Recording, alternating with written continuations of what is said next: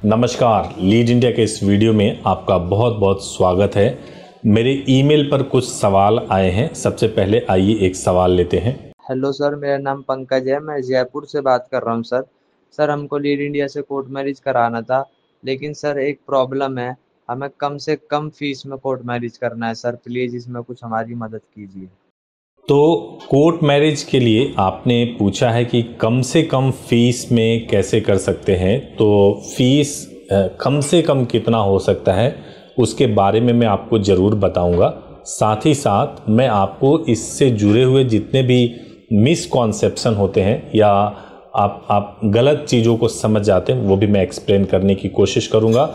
उससे पहले मैं आपको रिक्वेस्ट करूंगा कि अगर आपको कोर्ट मैरिज या लीगल सब्जेक्ट से संबंधित आपको कोई भी इंक्वायरी करनी है, आपको जानना है, तो फ्री ऑफ कॉस्ट आप हमारे हेल्पलाइन नंबर 8800444555 पर सुबह 9 बजे से लेकर शाम को 8 बजे तक कॉल पर बात कर सकते हैं, इंक्वायरी कर सकते हैं।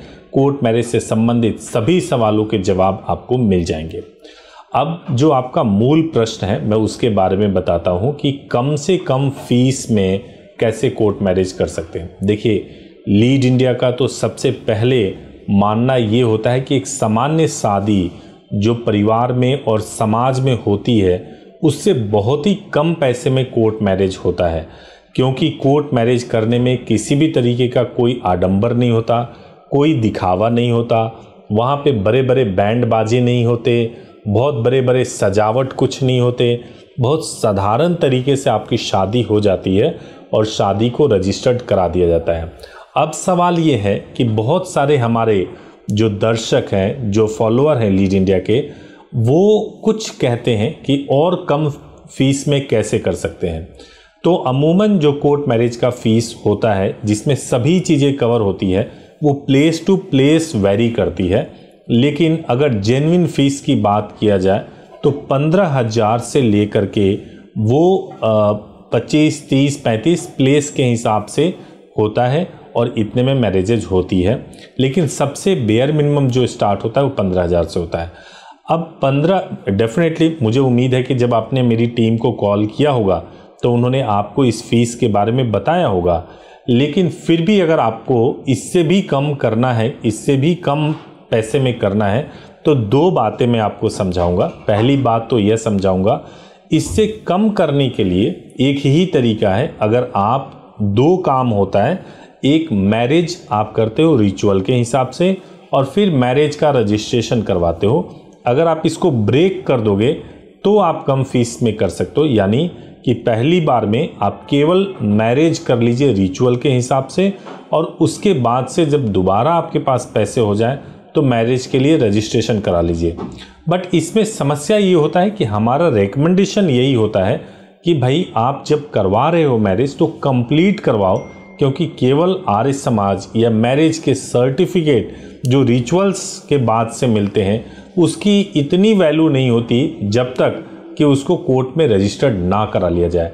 इसलिए मेरा सजेशन हमेशा यही रहता है कि मैरिज के साथ मैरिज का रजिस्ट्रेशन करा लें, लेकिन कम फीस में अगर बात ये हो कि कम फीस में करना है तो आप ऐसा कर सकते हैं कि पहले आप केवल जो है आप मैरिज कर लें और फिर बाद में रजिस्ट्रेशन करा लें।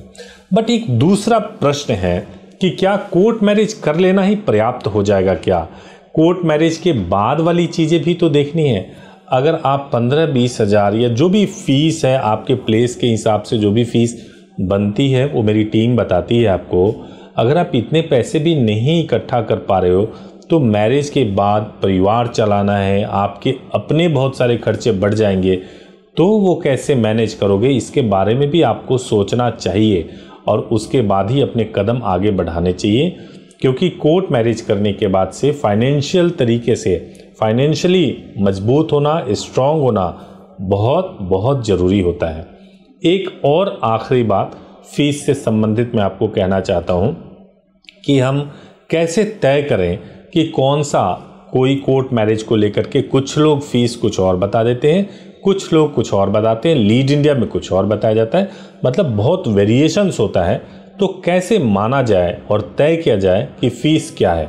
सर्विसेज के क्वालिटी के ऊपर और सर्विसेज आप क्या डिलीवर कर रहे हो, कितना जेन्युइन तरीके से कर रहे हो, उसके ऊपर फीस तय होता है।